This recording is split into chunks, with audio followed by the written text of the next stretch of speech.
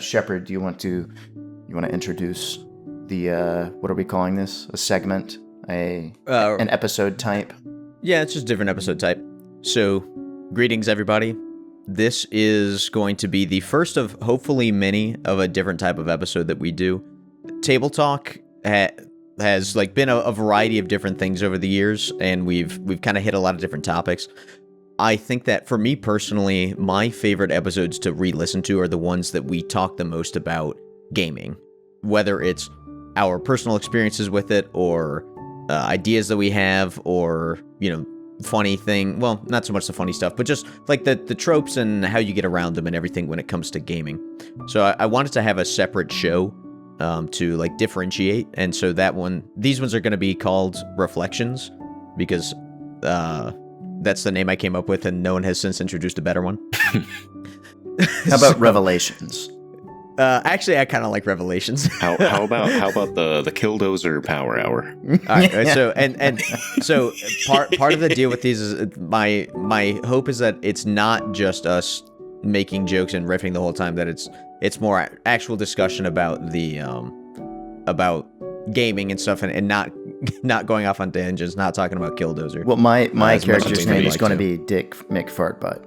Yeah, exactly. In your serious horror game. Yes. So yeah. Well, we're all on board to have an adult conversation about the game. Yeah.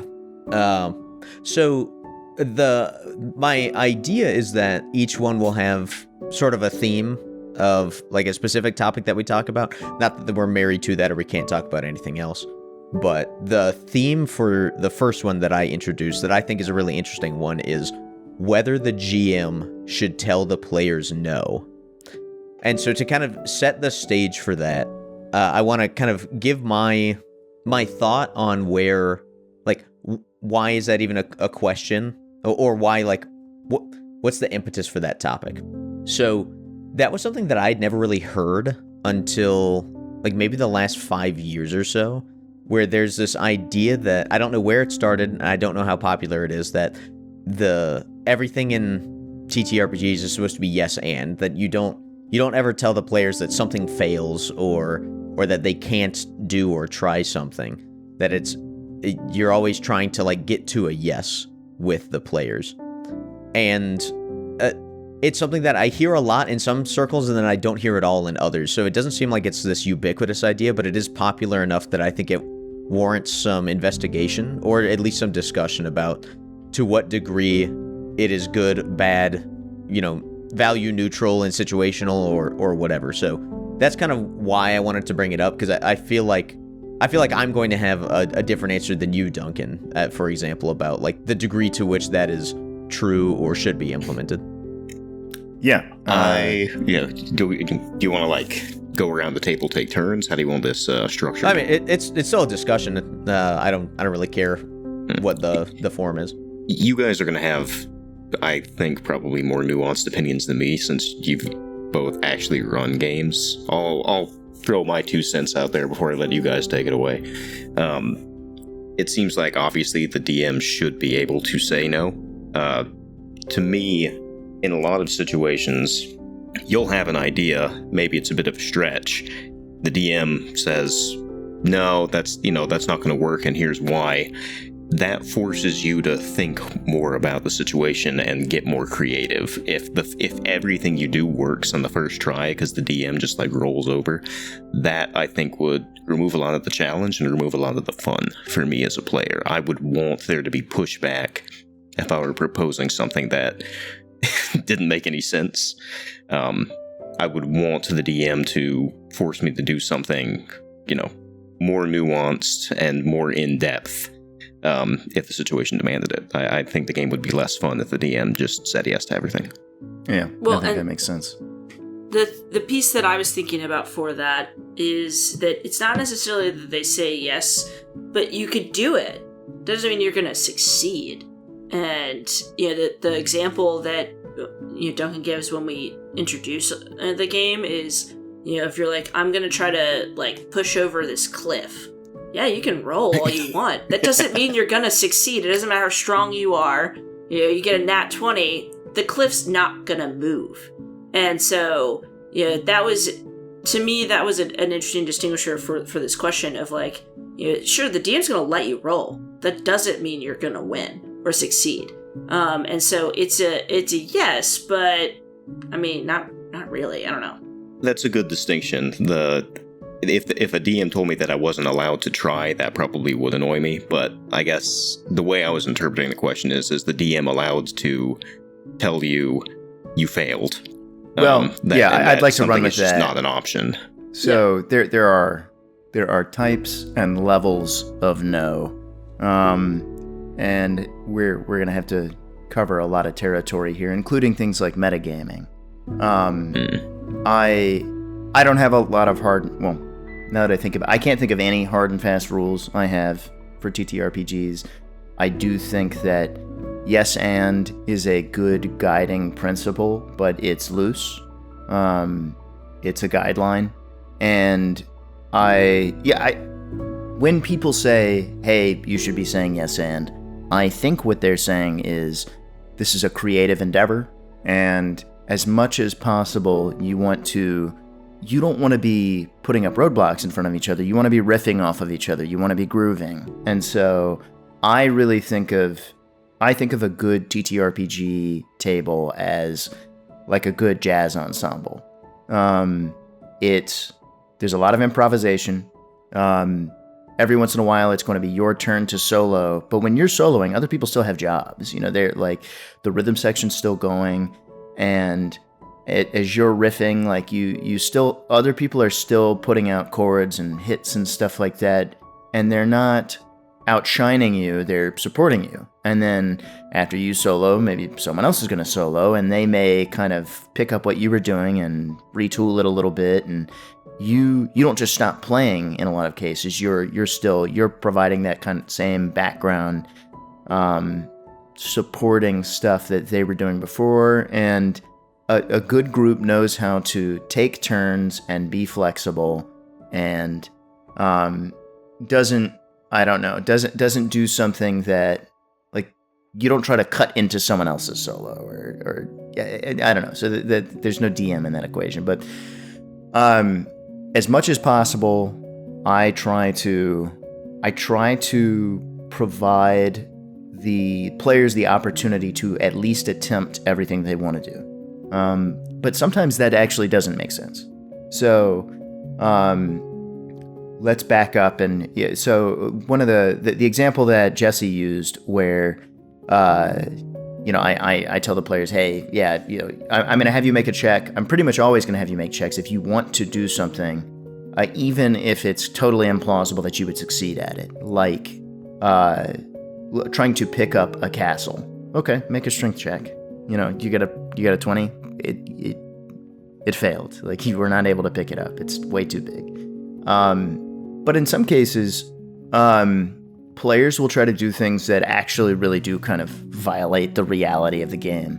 Like, they'll say, hey, I'd like to try to persuade so-and-so of this. And then I have to remind them, no, you're not in that room. You murdered his wife. Oh, okay. No. I don't even mean that. Like, if you murdered his wife, I'll still let you make the check. It's going to have a very high difficulty class. But if they're not even there, right? Let's say, and this happens all the time. Party splits up, right? And the one half of the party goes to talk to someone, and the other half of the party goes to a shop to buy potions or something like that. Someone who went to the potion shop will, they're all sitting there as players, not as characters, listening to the other half talk to that NPC. And one of those players is likely to say something like, oh, I want to try to convince them too. And I'm like, no, you're not there. And I probably wouldn't say it like that, but you know what I mean? There are absolutely cases where I don't say like, well, give me a roll. See if you can convince them all the way from the potion shop that's down the street. And so where I'm headed with this is there are many different styles of DMing, but as much as possible, I just realized I'm saying as much as possible a lot. I'm not sure why. I try to... I have a couple of roles I need to fulfill as the DM. One of them is I roleplay the NPCs. One of them is I do refereeing and kind of administration of game mechanics and stuff like that. But really, I think that's a subset of a role, which is providing like the laws of physics. So some of the most fun sessions that we tend to have are ones where I kind of fade into the background and the players are talking to each other in character. And most of my speaking is done in character as an NPC or something like that. And then what the players really need from me in a game like that is some kind of consistent application of the laws of the universe.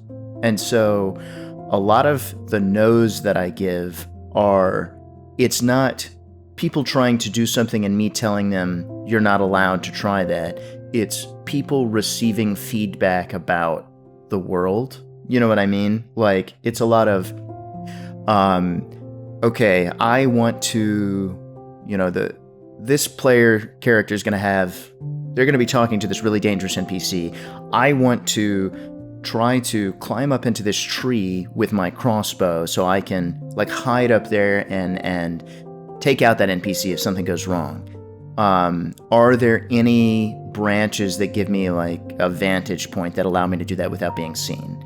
That's a case where I may well say no. And it's not a like you can't try to do that. It's a you look at the tree, but it's like the trees in this area are like the leaves have fallen and they're bald, and so if you're up in the tree, like if he looks up, he's going to see you, and so you don't have any cover there. It's that kind of physical feedback, and I think that's a totally different type of no. You know what I mean? So, but there are a lot of players. You may be hearing this and thinking, well, no shit. Like, isn't that what you're supposed to be doing? What I'm saying is there are a lot of players, especially more old school ones, that the way this will go is the first player will say, I want to talk to this dangerous NPC, and I think I'm going to need some backup for this. And then the other player will say, well, I'm going to make a stealth check and see if I can get in that tree. And he'll roll a die and he'll look at me and go like, I got a 19. So, I hide up in the tree, and that puts me in a position where I have to say, hold on. Right. You don't decide that. Right. And so I kind of stacked a couple of faux pas on top of each other there. But, that's a case where I'll say, I may not explicitly use the word no, but I'm going to say no, for a couple of reasons. That's a lot of stuff. I'll kick it over to Shepard now, but that's kind of where my head is. I say no quite a bit actually, and but I don't feel like I violate the principle of yes and. Yeah. Like you said, you kind of stacked a couple faux pas there where like one of them is, you did not tell them to make a roll. They just arbitrarily decided to roll and then also elected to tell you what the result was when, like, that's your job. So I think that's all really interesting, and I think that those are good, like, kind of answers to the question of whether a GM should say no. And it's interesting to me that different systems and their books will have different, like, guidelines for it. The books, of course, are a jumping off point and not necessarily something that you have to follow in every instance, but it's interesting to see what the makers of these games think. So, for example, in D&D, when it comes to making skill checks or something like that, I don't remember the exact verbiage, but there's some language to the effect of, it's unnecessary to make someone do a die roll to see if they can, or a dexterity check to see if they can walk across the tavern to pick up their ale. Without tripping. And it's also unnecessary to have them roll to see if they can shoot an arrow into the sun. One of them is so easy that they shouldn't have to roll because it introduces arbitrary chances for failure. The other one is impossible, so no matter what they roll, it'll fail, so they don't need to bother. And so the D&D manual kind of sets, some pretty loose, like, floor and ceiling locations on, what it makes sense to roll for. And that's an approach where, in essence, that's saying, yeah, if you say, hey, I'm going to shoot an arrow and try and hit the sun, you can just say it doesn't work immediately. So, to your point, though, what is that? No, or is that saying yes and it doesn't work? Is there a difference? And I think that's kind of an interesting interpretation. Well, There's another system. Sorry, go ahead. No, I just wanted to do another system comparison just for reference. There's another system that I cannot find what it was. I thought it was Savage Worlds, but I just looked in the book and it's not it. Where it very explicitly says, like, this is a system of yes and. And so I think it gives an example of, like, if someone is trying to pick a lock, like, they will succeed in picking the lock. The skill check determines, whether there's, some degree of, like, negative externalities that come with it. Not that you failed the check, but that other things come along with it. So, for example, if you're picking a lock, it might be, yes, you successfully picked the lock, but you got a bad check. So that means that it took long enough that you have to decide whether you want to finish picking it or, and like risk running into guards that are now approaching or something like that. Or you pick the lock but fail to disarm the trap that's inside the chest and, some acid spews out onto your hands and you take damage or something like that. That's almost scarier as a player, because like in a D&D system, like if I fail to check, the lock's not going to get picked. But in this system, if I fail to check, I don't know what's going to happen. Yeah, it's interesting. I wish I could remember which system it was. I know it's one that I downloaded a couple years ago, and I can't find it. That's funny. And that's what I mean is, like, there are different interpretations, but that rulebook specifically says, like, whatever they attempt to do, and they're probably, I'm probably exaggerating, there probably is some limit, but the way it phrases it, it's yes and, like, they will succeed on the check, and you just throw complications in if they get a worse result. Yeah, so that is a very similar different approach to, I have a couple of different responses to this. First, I want to clarify what I was saying before, which is, the way that I DM in many cases is as if I'm describing a world I can see to a blind person. Sure. And so a lot of the no's that I'm delivering are like, it's a descriptive no. You know what I mean? Like it's a no that's helping you color in a picture that you can't yourself see, not a you being told no to something you're attempting in a lot of cases. Sure, it's more of a clarification of a question than a statement. So on the systems thing, I like to run games that involve mysteries. Mysteries are notoriously difficult. Right, yeah. For a lot of reasons, that's its own topic, and so I'm not going to go too deep there, but I do want to plant a flag there as a future topic for this type of session. But it could be very frustrating for the players when they're playing in a mystery if, let's say they're doing it in D&D, and the player knows that there's probably an important clue here, or like they're pretty sure they're being lied to by a character. And so you tell them, okay, make an insight check. And they do. And they roll really badly.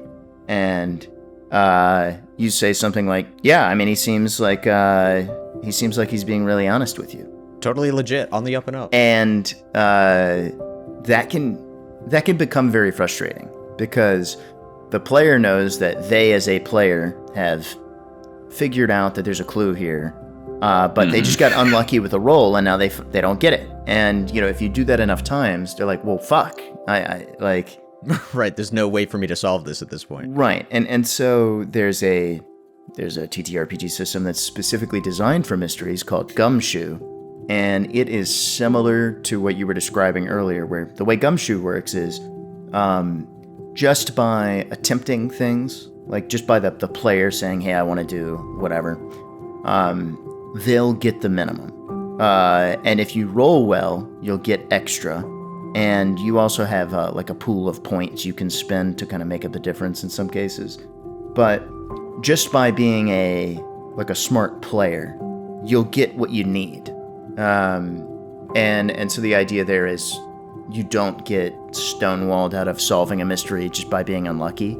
There are pluses there are pros and cons to this, and to go to yet another system, well, the type of story you're telling is going to differ from system to system and group to group. And certain systems are optimized to tell certain types of stories, and the limits are going to be different. So, for example, in D&D, it's usually considered to be inappropriate to tell your players what their characters are thinking or feeling. Right. You can tell them what they see or what they, interact with, but not like, oh, you're scared now. Right. That's less... It's really not true anymore when we're talking about systems like Call of Cthulhu or Delta Green that have a strong mental component to them. They have sanity systems. They've got mental power, like mental fortitude, stuff like that. So it makes a lot of sense in a Delta Green game for me to tell a player that they're getting more paranoid, or you don't know why, but you're really agitated right now, and I mean, you still need to be somewhat delicate with that, but that does, taking it back to the when is it appropriate to say no, that adds another dimension of no to the game, where if a player says, oh well, I decide to go out and go to the ice cream parlor and just and you're like, well, no, I just told you that you're catatonic. Right, you no longer have control over your own body. Right, or a gradation of no, something like is this really what your character would do if they were extremely depressed, or super paranoid that they were being stalked or something. It may not be a hard no, but like a soft no of, I mean, and as I said, it differs from system to system, but I think, you're trying to tell a different type of story there. In something like Delta Green, at least as I see it, the fun of it is over time you take a character that's pretty normal and then they unravel and ultimately die. Right. And so if we all enter the game with that understanding, then, these no's are just reminders or clarifications or nudges. I think where we start to see tension is when people are playing in a game and they don't have a shared vision of what kind of story they're trying to tell together. Yeah, I can agree with that for sure. Sorry, that's what I got there, Jesse. I was just saying, I think one of the things that's helpful, if you're switching systems. So, we did my first Delta Green game as a player, and there's a couple different things, and you're talking about the mental aspect of it, where like I was lying to somebody, and in my head, I'm like, no, it's fine, I totally got this, and Duncan's like, no, you feel like a piece of shit because you're a liar, and and having those kinds of things really like stack up on you, and it was a good reminder for me, like, hey, this is a different game, and these things impact the story differently, so you need to like play off of that. Well, and I want to make a slight tweak there. That was more of a reminder. Yeah, that's what I'm saying. Oh, sure, okay. Which was really helpful. Of like, don't forget, we're in a different system. These things matter in a different way. And so it was a helpful no, which I thought was useful. Yeah, and yeah. I guess actually that's a really good point, which is the delivery is really important with something like a no in particular. And I think if it's a scene like what we're describing there, where like the two of us were partners in a scene, right? We're riffing off of each other, and if it's clearly a collaborative no, that's very different from what I think a lot of players interpret as like a judicial or an autocratic no. You know what I mean? In one case, we're teammates that have slightly different roles, but we're crafting something together. And then in another case, it's a player who feels like they're trying to do something and they're getting shut down. Yeah. Because I think to Jack's earlier point, structure's huge. People want to know where the lines are, and they want to know what they're able to do and what they aren't, and it's an important responsibility of the DM to be able to provide that clearly. What they don't want, though, is to be stymied. Like, they don't want to feel like there are no moves for them to make because they're just being bossed around. Yeah, no, I think that those are really good points, and I think something I was just thinking about is like kind of, the degree to which it's a collaborative versus, like contested relationship between the players and the GM can really influence the degree to which saying no is, positive or negative.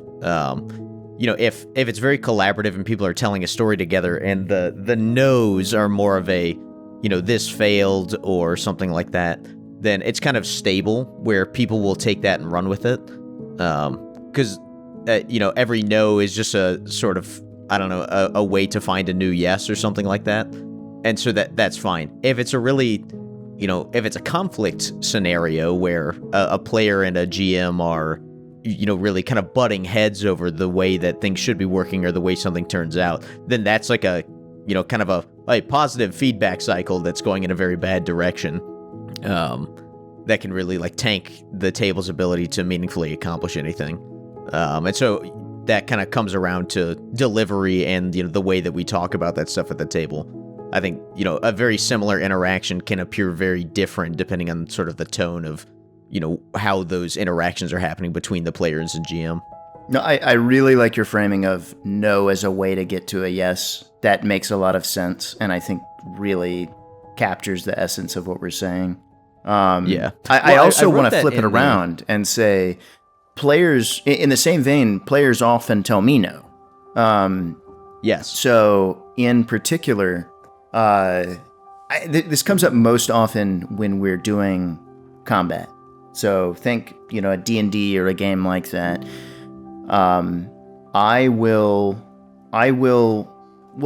We've experimented with different flows, and we've talked about this before of, when and how often should the DM be narrating what happened in a given turn or round of combat.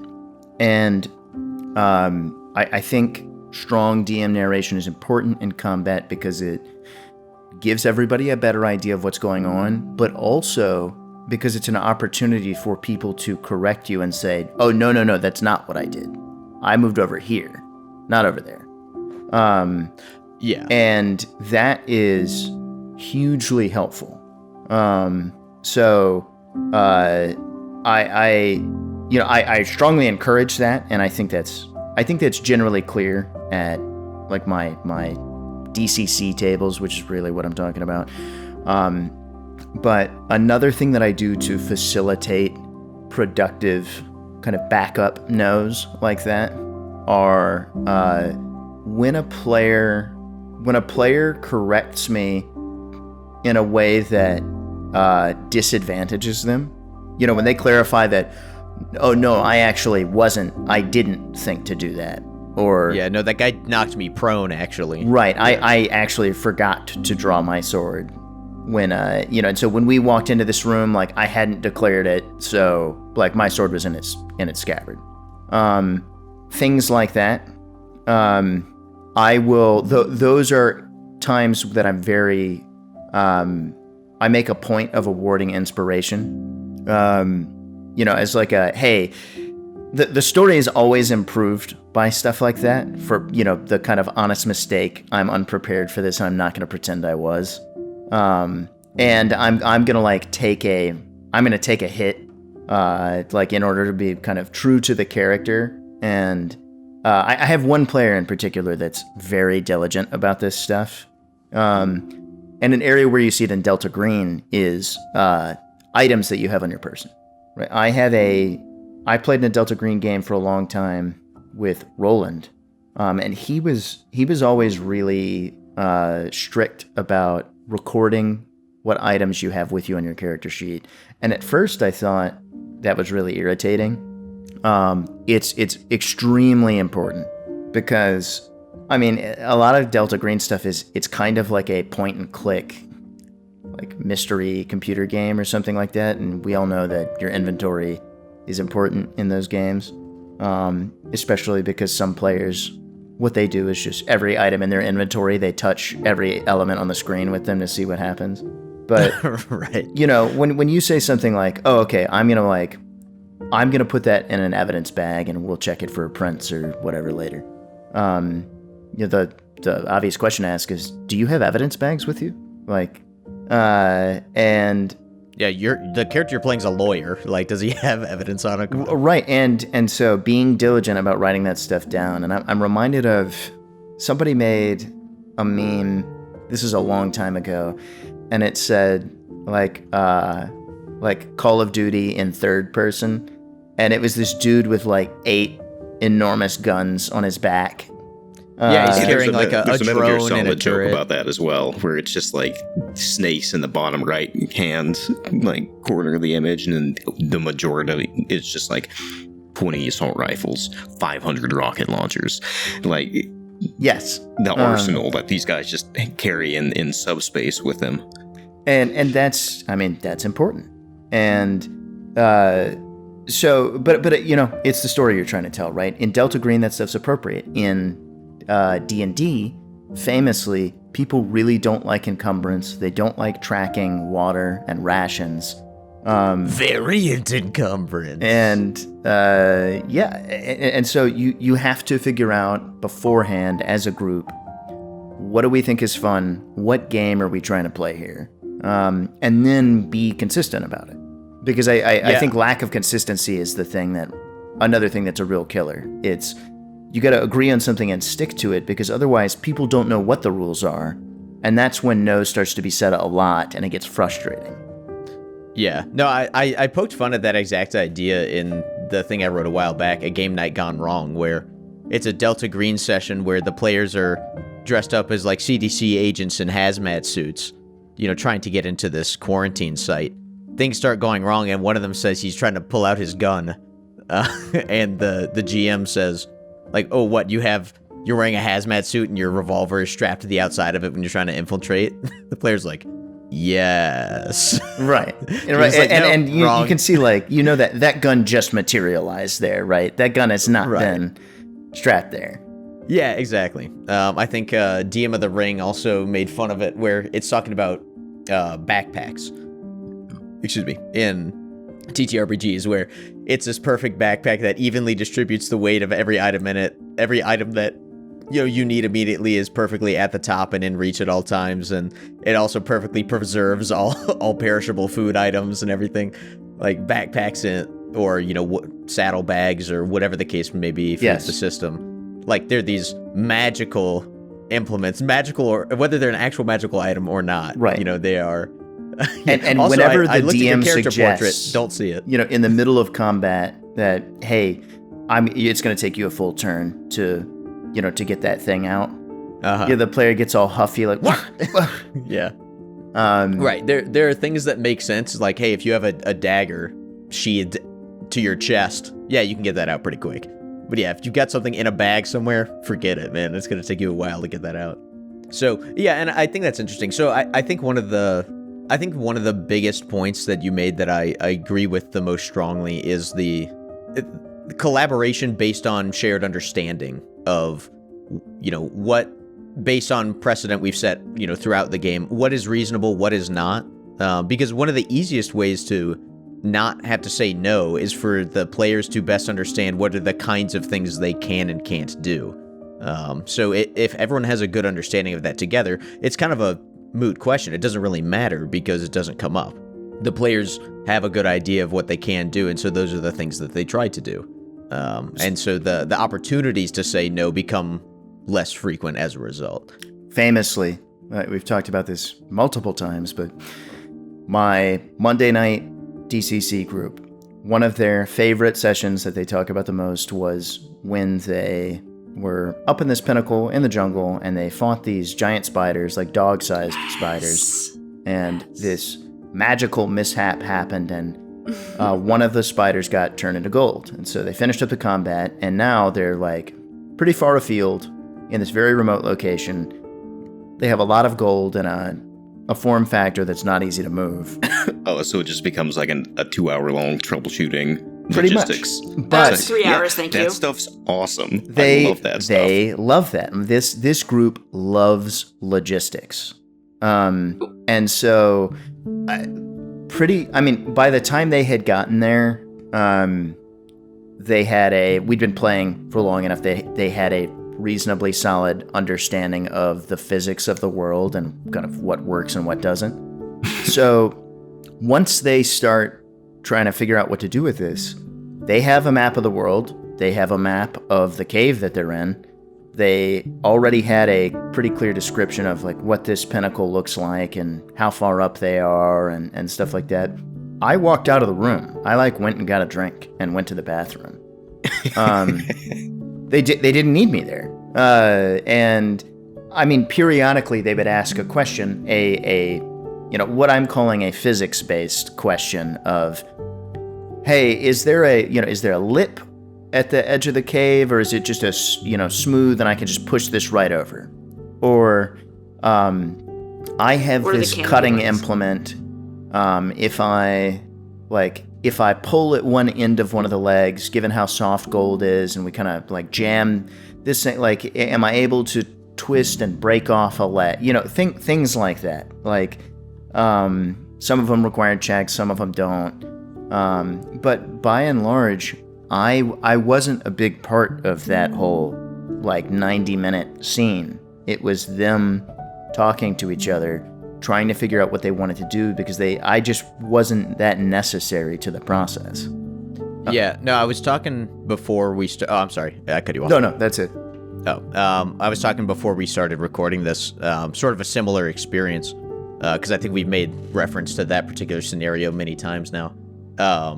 I was at an in-person game a couple weeks ago where, long story short, this session was about adventurers who were trying to get out of the dungeon game and start a business somewhere. And we were trying to start an inn, and we could buy one of 3 properties with our meager funds, each one of which had something wrong with it. That's why it was so cheap. And we'd have to fix that and then, overcome other barriers to starting a business. And throughout the whole session, there was one very short combat in it, and almost all of it was us just trying to figure out how to, what we needed to do to successfully start our business and make a name for ourselves, and what ideas we had for theming and stuff like that, where, similar to what you described, our DM didn't really need to talk much, because almost all of the stuff that was going on was between the players coming up with an idea, figuring out whether it's good or not, coming up with details for it, and then kind of resolving it ourselves for what we wanted to do, so that after we had been talking for an hour about what, for example, our loyalty rewards program was going to be for the inn that we were making. Awesome. And stuff like that, just going on and on about just sort of the admin and all those kinds of things. Then we just turned to the DM and we're like, okay, here's what we want to do. And then we only, rolled a couple times, then he just told us the results. And it was a ton of fun. But that worked because we were, much like you have described a couple times about the way Jack and I played the Delta Green campaign, Duncan, we were doing a lot of the adjudication ourselves about whether something would work, or what it's something that we should even attempt to do, so that the DM didn't have to step in and be like, no, that's ridiculous, you can't do that. We were doing that ourselves. And so he didn't have to come in and be bossy or say no, because we were taking care of that. Yes. I think everyone is happier in that space where we all clearly understand what the rules are, and now basically we can move into puzzle mode. Right. You know what the limits are, and you have a puzzle in front of you, and now you guys are going to work on it. And I've said this for a long time. I think one of the most reliable indicators that you have a good table, an experienced table, is when they're able to have regular extended conversations without the DM. The more the DM is able to fade into the background because the players are talking to each other about, ideally in character, about what they want to do and how they're going to do it, and they have enough of a grasp of how the world works that they're able to project pretty well. That's ideal. A lot of younger tables, the way it works out is each of the players sits facing the DM, and then they take turns talking to the DM. Yes. Oh yeah, I've run a game like that. You were there for it. And I'll tell you, I mean, at the time, that was my only gaming experience, and I had not consumed any like TTRPG content. It wasn't until I watched an episode of Critical Role that I realized, oh, okay, there's a better way to do this. Yeah. No, I think that's a great point. I think that the more the players collaborate with each other and figure out their own groove. Yeah, I think that is another factor that continues to help to mitigate that. Being more collaborative with the players will often lead to being more collaborative with the DM as well. Assuming that everyone is trying to play that kind of game. Sure. Well, and if the players are collaborating. Yeah, I'm printing something, sorry. Okay. Like if the players are taking time to talk to each other, the DM now has time to prepare things. So, yeah, Shepard, you and I have very different styles when it comes to running games, and one of the things that I think differentiates us is I do a lot. Well, I don't want to say I do less prep, although that is probably true. I prep differently, and I rely a lot more on improv.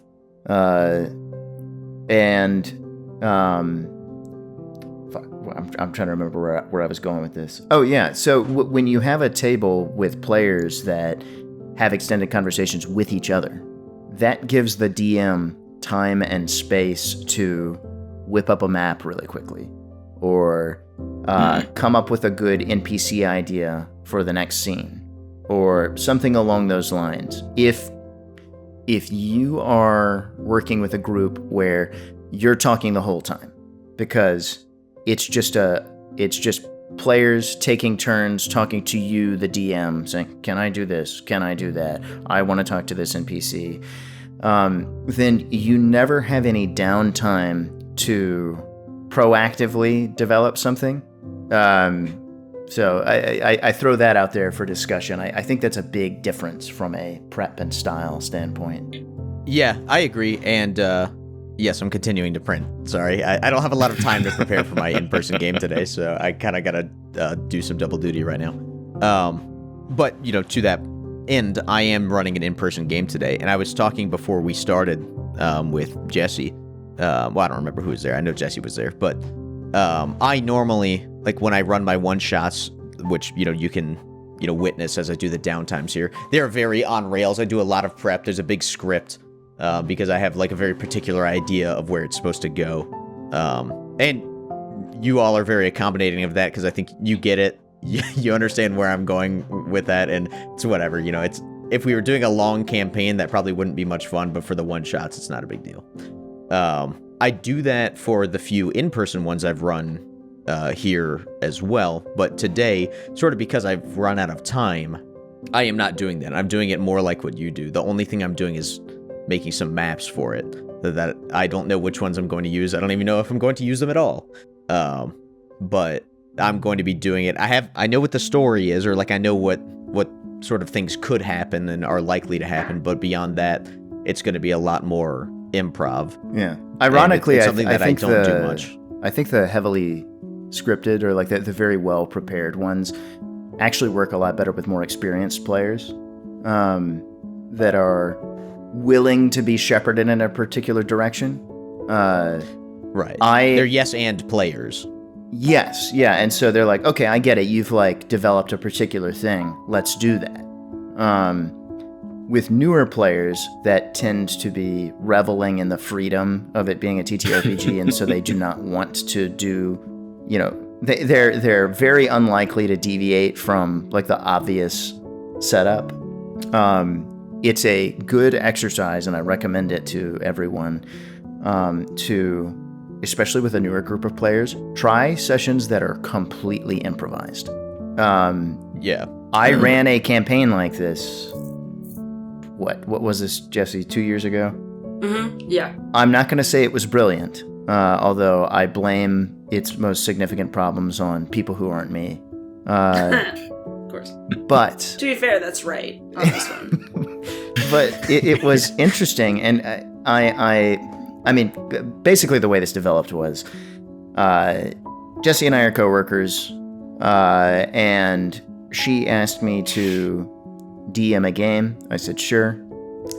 This was the first time we'd ever spoke. Yeah. It was actually a much more off-putting interaction than what I just described. It was like she came up to me after a meeting and said, "I heard you play D&D. Will you run a game for me?" And I'm like, I don't know who you are. Who the fuck are you? So, And what are you doing in my house? and Yeah. let's see. I brought in one person that I knew, and then she brought in two people I didn't know.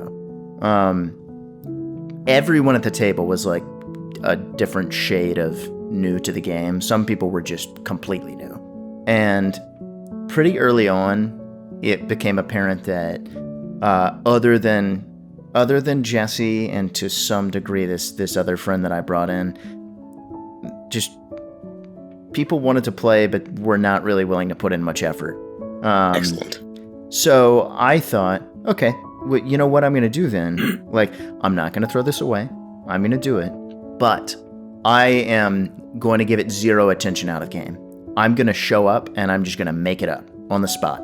And when they get into a battle, like, I had a couple of maps that I prepared, but mostly I would just put a sheet of paper down on the table and I would draw this and say, like, that's a cave. You know, and it was really, really good exercise. Yeah. So I highly recommend it. It will be uncomfortable at the beginning, but I think it was a really useful thing for me to do. Mm-hmm. Well, I really want to highlight something that you were alluding to. I can't remember at this exact moment whether you said it explicitly, but a lot of new players in particular they are very much going to say no to a lot of stuff, like very outright. You present them with a quest hook, something that would be very beneficial to their party, something that they really should want to do, and they'll just be like, no, let's go to this other place. I want to talk to that guy we talked to last time and see what's up with him, and just like, just jet off somewhere else. You're presenting options to them, but no matter like how good the options are, there's always a chance that they're just going to like just flat out say no. Yes. Or in other more like or I guess like less obvious ways, a lot of players, through their characters will say no to conventions in the world. I was mentioning that I think in something I'd written recently where in some ways, having your character be like this, insane murder hobo who, flouts all laws and disrespects all NPCs is just like a long form version of saying no all the time to the world that they live in. It's like, hey, your character is a citizen of this world. Like, nope. I live above all laws and I spit in the face of all authority at all times. Okay. All right. We're going to burn down another city, I guess. Yes. Well, and to that point, as a young DM, I was an over-preparer. But I wasn't over-preparing in a way that was constructive. I was doing a lot of things that I thought were going to be helpful. But then it was all, or much of it was contingent on this false assumption that I could, like, somewhat reliably predict what the players were going to do. Yeah, we were not a good party for that. Well, but I would argue that that's somewhat universal. And so back to my jazz kind of metaphor here, or analogy, I don't memorize, like, scores. What I'm doing, I practice my scales, and I have a bunch of licks, and I know my chords and stuff like that. And so when I'm put on the spot, I have all kinds of tools that I can use to improvise. That's what I practice. And I practice improvising. I do not memorize whole songs and just play them over and over, and which is kind of the mode I was in before. And so what would happen is I would put in a lot of time and energy to come up with a particular, working on a particular location or NPC or a timeline or whatever. And then the players wouldn't go there and they wouldn't want to talk to that NPC. And then it got to the point where, like, with my new players, or with my going back to the early days of this Monday night game, they would do stuff like I would start a session with an idea. I'd be waiting for people to show up, and so I'd have, a couple of uninterrupted minutes, and I'd say, like, okay, I think this is roughly where I'm going to take this session. And it would be something like, the players ended the last session at this tavern, so I'm going to start by describing the tavern and a couple of interesting NPCs that are in there, and they're going to be talking about goblins that have been, like, stealing this one farmer's cows, and then they're probably going to go out there, and if they get out there, I'll come up with, like, there's like a goblin cave out in the woods, and the cows are in there. And then what would happen is the players would be so interested in the tavern and the drinks and the food that I was describing and the bartender that they would just sit there for the whole session. Right. And we would like never go anywhere near any of this other stuff that you would think they would want to do. They'd be like, no, they like want to order more bread. They want to, like, they're asking if there are games that they can play in the tavern and stuff like that. And it's this bizarre, like, this is what you guys want to pretend to do for 3 hours, is you want to pretend to sit in a bar and talk to a guy whose cows are getting kidnapped. You don't want to go hook him up. But, that kind of thing, I mean, that's a real DM red pill right there. That, like, all of the, you can buy as many of these books as you want on getting better at being a DM, and you can get better at drawing maps and stuff like that, but that stuff's really not that important. Yeah, no, I do remember sort of a similar kind of set of encounters that I experienced with you and your friends when I ran the Shattered Isle for you guys way back when, which was, I had this very, like, grand scheme laid out of, like, oh, this is exactly what the players need to do in order to, accomplish their goal. And a lot of it ended up not being a lot of fun for everyone, because it was on rails, and my NPCs were awful to talk to and everything like that. But one of the most fun things was sort of an unscripted event where there was this tavern right next to this military outpost that you guys were getting all of your quests from, or most of them anyway. And I just introduced, like, this drinking game for the characters where, it's like excuse me, it was this challenge of, oh, can you drink this entire, tiny keg of ale in one long gulp, and if you do, then, you win. And I just introduced, like, there's, like, these skill checks and all this stuff, and then the other characters could, I think your paladin, Duncan, the first rendition of Balasar Kimbatul, he used, like, command one time to say, like, drink, and then that would help the barbarian be able to down the beverage, that kind of thing, where you guys were coming up with creative ways to assist in conquering the challenge or something like that. Right. That ended up being more fun than, like, any of the actual quests that people went on. And it was just something that came up kind of naturally. And that kind of clued me into something, which was, if the players want to do something, that is the thing that we should go do, instead of trying to force people into, no, but here's the quest, here's the important thing, you gotta do that. Like, nah, if their attention is caught by something else, then you lose far more ground than you gain by trying to get them back on the rails. Yes, yeah, and I mean, to tie a ribbon on this, I think the way that you can set yourself up for success as a DM with respect to letting them do what is most fun is to give yourself the ability to improvise, so that when in a given session you realize, oh, they're actually very interested in this thing I just laid down, you can focus on that. Right. You don't have to go, like, in my early days of DMing, if the player said, I want to go to location X instead of location Y, which is what I would prep, I would say, like, okay, I'm not ready for that yet, so we'll have to end the session here. Yeah, I think that's a struggle, and I think depending on what kind of thing you're running, like, some things, if there's, like, a big battle that's going to happen at a certain spot, like, a little prep goes a long way with that, and so sometimes trying to do that improv is not a good idea. True, but I think you can put that into you can say, okay, let's everybody take a bathroom break. Or yes, we're going to do that, but give me a couple of minutes.